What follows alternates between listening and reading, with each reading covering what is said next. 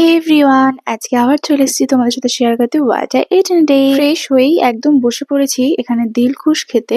আর এই দিলখুশটা আমার খুবই ফেভারিট একটা খাবার বলতে পারো, তবে আমাদের এখানে পাওয়া যায় না, এগুলো ট্রেনেই পাওয়া যায়।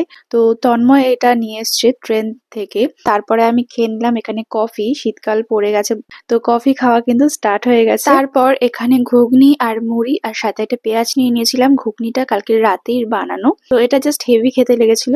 তো তারপর এখানে দেখো লাঞ্চে ছিল হচ্ছে ভোলা মাছ আর ভাত।